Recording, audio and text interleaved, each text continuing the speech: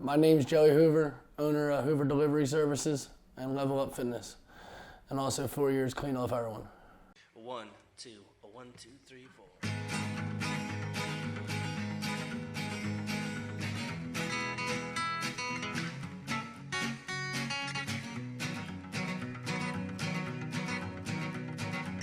These times are hard, never picture what you saw, never make yourself to be what you can't be. I was first introduced to drugs around high school, pretty much the same as every kid. Didn't per se that was a problem in high school. I was introduced to your regular marijuana, beer, parties, everything like that. But nothing really was a problem at that age. I was an athlete through high school, so never had any drug issues through high school. It was much after high school when I started selling pain pills and making a lot of money off it before I actually turned to start using them. I wouldn't say there was a single person singly responsible for it, but at the time I was dealing with an ex-girlfriend at the time who was dealing with a lot of their own battles and stuff that I took on my own shoulders willingly, and ended up leading me down a bad road as well.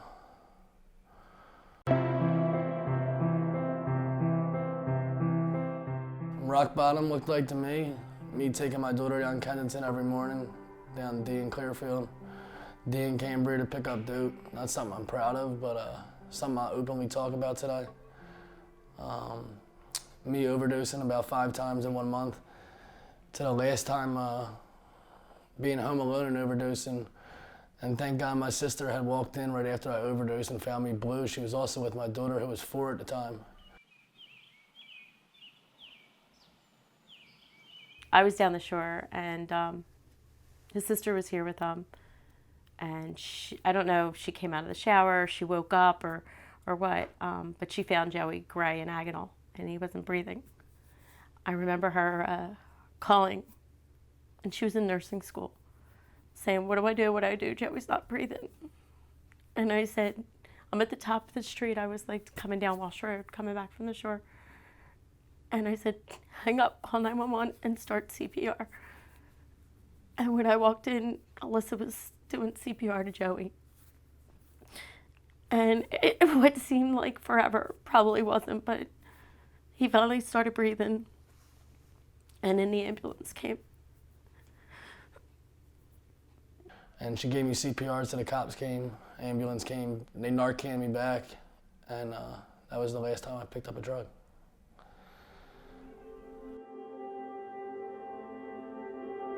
After that, my mom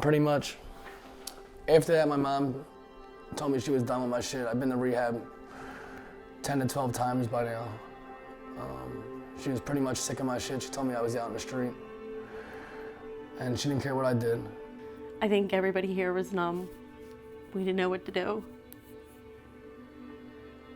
Kind of, maybe like a few hours went by. I don't know where it came from, but it was after it was probably, we lost Joey probably for 2 to 3 years, but what seemed like a lifetime of losing somebody. We were up front, me and Joey, and told him he had to leave. I said he could no longer be in this house. That his choices weren't going to be everybody else's choices, and that we weren't going to find him dead. And if we had to say goodbye to him, we were going to say goodbye to him here. That we weren't going to come looking for him in Kensington, and we weren't going to identify him. We were just going to part here, and that he was never going to be able to be back in this house again, and that I would never give him his daughter again. With that, he left. I ended up going to a meeting that day, and an Alcoholics Anonymous meeting in the area, and they hooked me up with rehab, which I went to rehab and really only lasted 6 days there because I was feeling all the pain from everything I just went through, and I no longer had drugs to turn to. So I got kicked out of there for raging out, acting out, all types of behaviors that I was basically acting out because I no longer had the drugs in me. That night or the next morning, he called and he said that he wanted to go back into rehab and he wanted to be a positive role in his daughter's life. I told him he could never come back to this house again, no matter what. He did. He went to Marymount from that point. Did 10 days detox. Left and went into a sober house, and Joey's never been home since. Last day I was at the rehab, some halfway programs came there, and they basically said that we'll take you. I didn't need no money because I didn't have nothing. They took me in there, built up a back balance there, and they let me stay there for about 3-4 weeks before I got a job and was able to start paying rent. I ended up staying in that halfway house for about 9 to 12 months. That halfway house did pretty much everything for my recovery. I remember coming home to that house. A lot of them guys that I got sober with, I'm still best friends today. There was times when I wanted to get high more than anything in my life, and them guys just sat with me. And we had a common bond, you know. We all came from the same shit, the same stuff, and we just made a way for each other. Basically, my biggest thing to stay sober was to realize that how much I was affecting my daughter and my family when getting high. It took me a long time to notice how much I was affecting them. The whole time I was using, I always thought it was poor me. I was born a drug addict. I was going to die a drug addict. I felt like I had it the worst, but here, my mom would be home every day worried about me. She had no say in the matter. If she opened up her door and let me in, she was helping me out and helped me get high. If she put me out, she didn't know what to do, didn't know where I was. I remember when I was able to make amends to my mom, she said, when you were out there getting high, I never slept. She said, when you finally went to rehab, I at least had some sanity that I knew where you were at night. And by that time when I made the amends to her, she said, the one thing you've done for me is I don't stress over you anymore. And she just said, can you do that forever?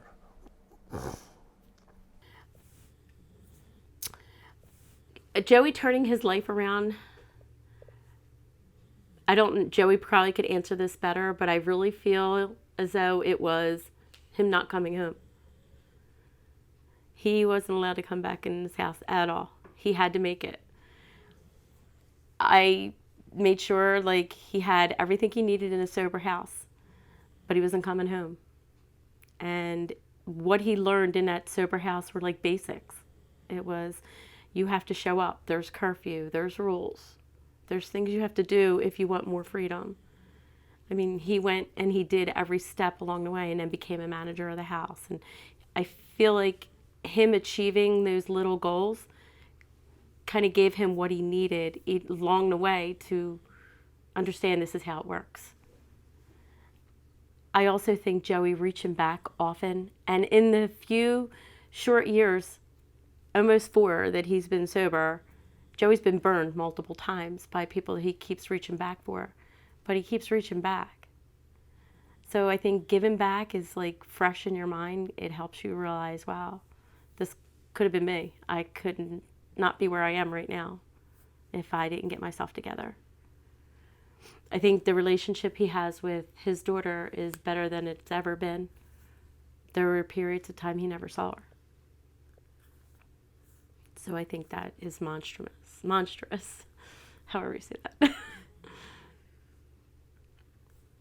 For me to remain sober was to learn how I was affecting others, to remain how much I wasn't a father at the time I was getting high.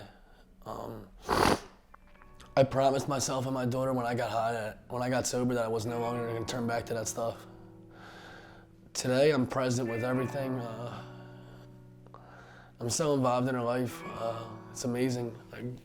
I'm so busy with 2 businesses, but I'm still able to be in her life every day. And whether it's making like TikTok rap videos or her gymnastics or her cheerleading, she's able to talk to me about anything. I'm so present. I've never been this present in her life. I talk to her on an everyday basis.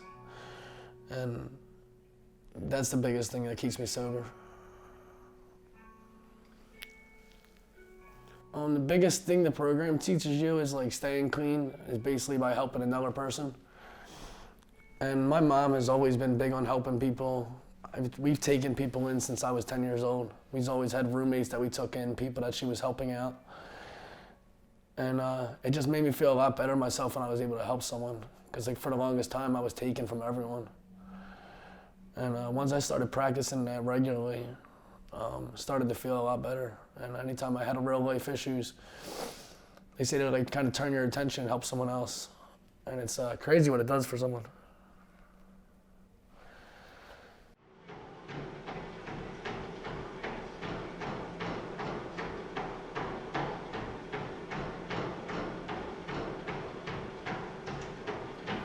I turned to the gym maybe about 7-8 months clean. At that point, I was told we have addiction. Someone with addiction just has addictions with a lot of stuff, and you got to find positive things to take it out on. And I started working out, and honestly, it was like therapy. I went 7 days a week, sometimes there for like 2 hours.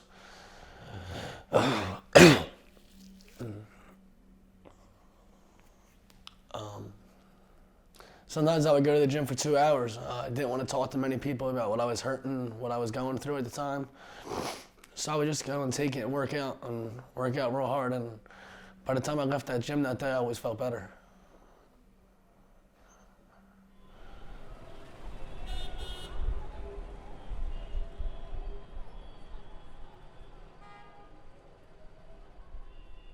So yeah, I started 2 businesses. At first, I've been working in furniture my whole life. When I first got clean, I went to my old boss, and he was cool enough to take me back. And I was working for him about the first 2.5 years in recovery. Actually, probably the first 3.5. And it got to the point where I was basically running his business for him while he sat back and drove every day. And just this past Christmas, he turned to me and he said, come January 1st, I'm gonna have to give you a pay cut. And he was talking about like $200 pay cut a week. And in my eyes, I deserved a raise. And I was always staying through all the bull crap because I felt like he gave me a chance when I needed it most. But it got to the point where all my loved ones and everyone's like, yo, enough's enough. You don't owe him anything. So I put in my 2 weeks with him, not knowing what I was gonna do. And I put in my 2 weeks with him and quit and started my own delivery company. And just in the past 4 months, I mean, I've been extremely busy, extremely profitable, making way more than I was ever making with him. And just feeling a lot better about doing it. Forever, I was living his dream.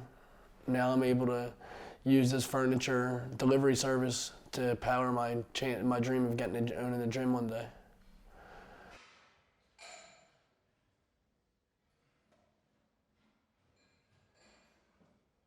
I have another business of personal training, which I'd like to buy a gym one day and own it, a training studio.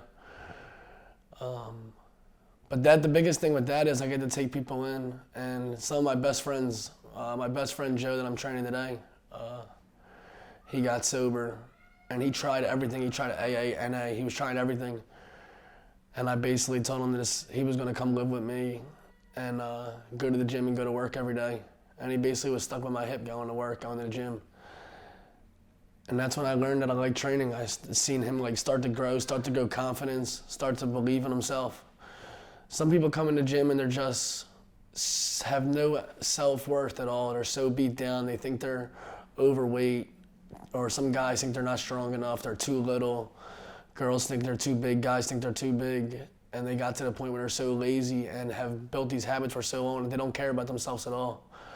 And you get them in the gym for about a month or 2 months, and you just start to see them turn so much. And it's the best feeling in the world. It's worth way more than the money. Of course, I need the money to pay my bills, but I do sessions for $20 an hour where I could be doing deliveries and stuff and make a little bit more money. But the satisfaction I get in helping someone and seeing them literally like grow, like I see them start feeling themselves like 2 weeks later, and they come in walking in with a smile. They start coming, showing up with tank tops, and you get to see they're more motivated towards life. They're sharper, they're more efficient. It just does so much for a person, and to be able to help do that for someone is a really good feeling. This is it. 3, go.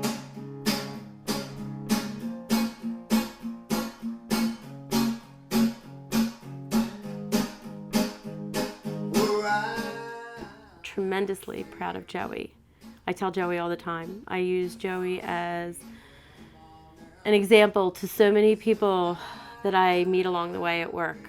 I tell these kids that come into work that they'll be like, I can't get into rehab. Multiple times I've called Joey and said, is there something you can do? Is there somewhere you know?